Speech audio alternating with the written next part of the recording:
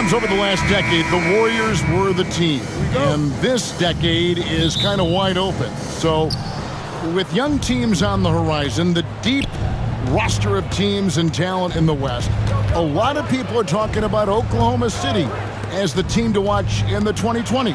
What do you think? OKC has this league at the palm of their hands and really the direction. The nucleus led by Shai Gilgeous-Alexander in Oklahoma City, that is among the best. They have tons of picks. Kevin, I need dozens of draft picks that they can trade to get even more talent. No organization is set up quite like the Thunder. They have to be aiming for championships down the line. They've stayed the course. Agreed wholeheartedly with you. They're going to be fun. And the starting lineup for the Timberwolves. Edwards on the wing. He's joined by McDaniels. Randall out there with Rudy Gobert. And it's Conley in at the 1 spot. Shot clock at 3. Here's McDaniels. Gobert. He hangs in there and cashes in on the second chance points. The endless reach of Gobert. Those long arms sometimes seems like he's everywhere. An overwhelming presence on the offensive glass. Gilgeous-Alexander passes to Holmgren. Caruso, a screen on Gobert. That's a blocking foul, and he'll shoot free throws. And something to like about Holmgren is his ability to run the floor. A 7-footer who can get up the court in a hurry and get to the rim before the D gets set. And the first one at the line is good. First shooting foul. At the line for 2. Check. Holmgren hits them both. Now the latest CBA introducing the second apron, limiting Shams what teams above the cap can do. How does that new rule affect teams? Decision makers tell me that they're very much keeping an eye on the second apron, not only of their team, but others, and teams that will have to shed salary because of the second apron and the amount of big contracts we're going to see teams give to players. You're going to see it at the top, but that may dwindle in the middle of their roster. But we will see a more competitive league because of these new CBA changes and less of a chance of super teams and just more parity and dispersed talent. Do you constantly read over some of these CBA agreements? I would assume that you do, to have a full understanding of terms like the apron, like we just talked about, or all the other things, the luxury tax, all the things that make deals possible.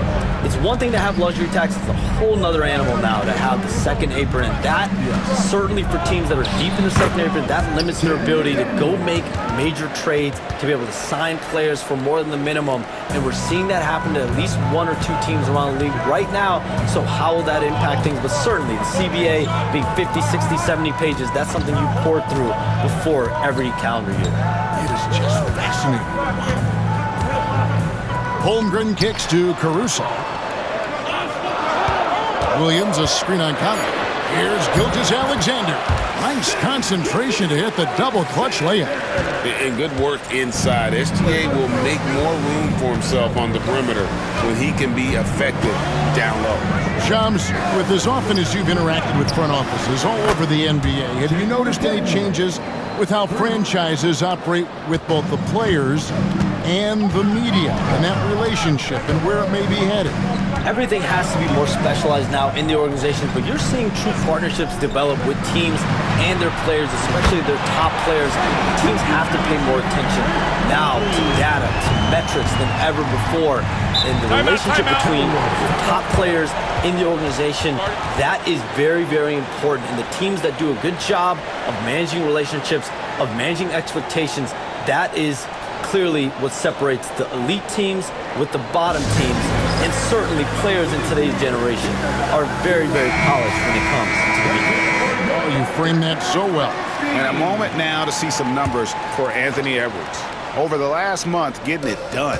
Averaging about 22 points per, 3 assists, and 2 rebounds. And you talk about guys who just have a nose for putting up points. He is one of them. Yeah, he sure is, and he rarely has back-to-back bad games. If he has an off night, he usually follows that up with a big night. A shot by McDaniels, no good. For Oklahoma City, they've gone 3 of 4 from the field to start out the game. Williams looking over the floor. Holmgren with a screen on Randall. That gives them the lead. Williams has got his second basket of the game. Boy, they're on fire right now, cooking with gas, starting this one out 4-5. And Charms, I've always wondered, watching you, reading you, when did you first fall in love with the NBA?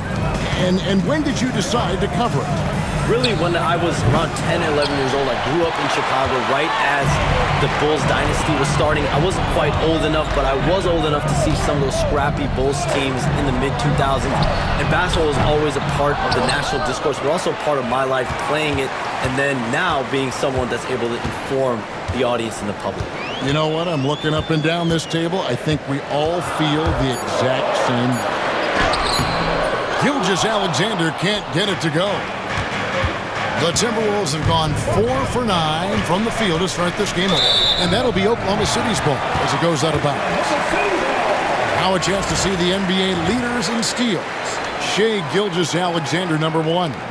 Defensively, his intensity just never drops. You match that up with his incredible timing, and you can see why he's atop the list. Outside, Dort. Pass to Holmgren. Here's Gilgeous-Alexander. He has 5.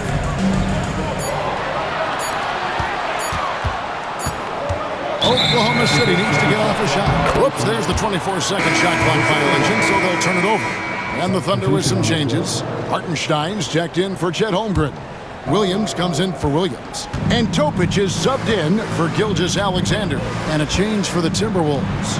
DiVincenzo's checked in. And here's Conley outside. Thunder with the rebound.